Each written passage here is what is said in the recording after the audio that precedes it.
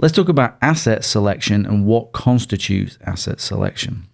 We can see here in front of us examples of assets that we've talked about, like files, accounts, financial information, emails, identity, etc.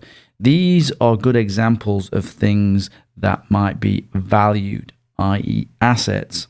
These then relate to privacy, anonymity, and pseudo-anonymity, as we've discussed. The assets have security controls, possible vulnerabilities, threats, and adversaries. How we define what are assets will depend on the entity you are trying to protect.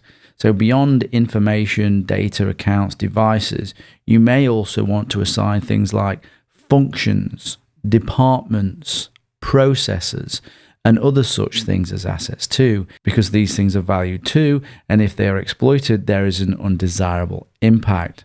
So for example, if the entity you're trying to secure is a banking application and you are the security architect, the login function for that banking app might be considered an asset. The login function would have security controls like input validation. It would have threats like hackers and adversaries.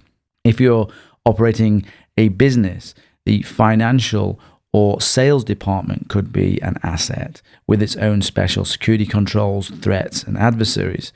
Another example in a business, the process of, say, how people are dealt with when they resign and leave the organization could be considered an asset. This leaving process, having the security control, for example, of making sure that people's credentials are removed out of the business system, a very important process when people leave and something that is often forgot in businesses.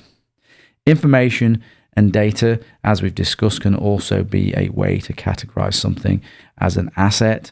So data is often assigned as an asset in some way, and that data can often be assigned a classification like secret, confidential, sensitive, or public, and so on. So there are degrees to which security controls need to be applied to that asset based on its classification. How granular you are with assets will depend on the entity being protected.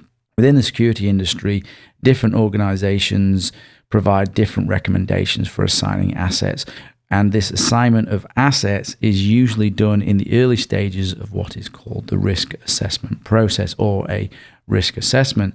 For further information, if you want to understand more about risk assessments, you can look at places like SABSA, ISO, particularly ISO 27005, and the Information Security Forum, or just do a search for information security risk assessments and you can see what you can find there. But essentially, we're talking about asset selection, and really you want to pick at the assets that make sense to you, and with experience that will guide you in the end to what are the best assets based on the entity that you are trying to protect.